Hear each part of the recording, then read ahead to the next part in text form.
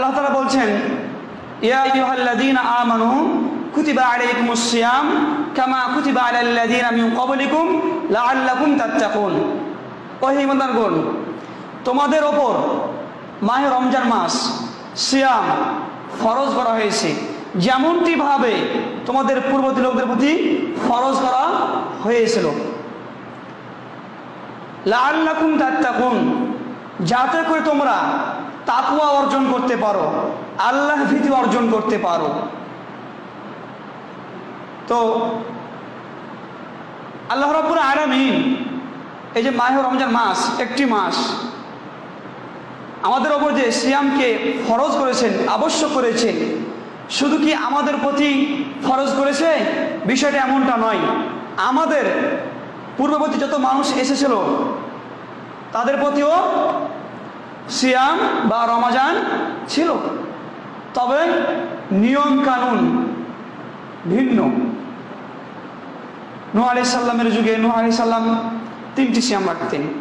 তাছাড়া আমরা জানি ইতিহাস যে মুসা আলাইহিস সালাম যখন ফিরআউনের হাত থেকে, কবল থেকে মুক্তি পায়, সে শুকরিয়া হিসাবে আল্লাহর জন্যই সিয়াম রাখতেন। আর হযরত দাউদ আলাইহিস সালাম তিনিও সিয়াম রাখতেন।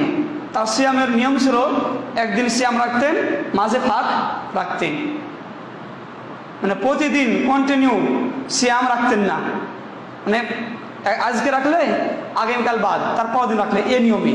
সেটাই ছিল আল্লাহর কাছে অত্যন্ত সুন্দর বা ভালো সিয়াম। আর হযরত মারিয়াম আলাইহিস সালাম তিনারও সিয়াম ছিলেন, সিয়াম রাখতেন।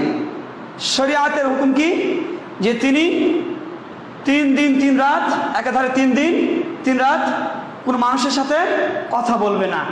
তাহলে অত্র আয়াত দ্বারা স্পষ্ট হয় যে আল্লাহ রাব্বুল আলামিন আমাদের ওপর যে সিয়ামকে চাপিয়ে দিয়েছে বা জুলুম করে আমাদের ওপর চাপিয়ে দিয়েছে, বিষয়টা এমনটা নয়। আর সিয়ামের মূল লক্ষ্য উদ্দেশ্য কি? যে আল্লাহ ভীতি অর্জন করা, তাকওয়া অর্জন করা।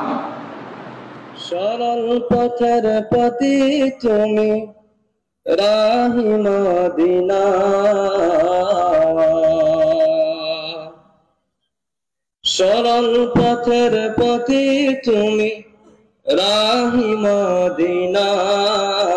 জিন্দাবাদ জিন্দাবাদ হে শামসুল উলামা, জিন্দাবাদ জিন্দাবাদ হে শামসুল উলামা।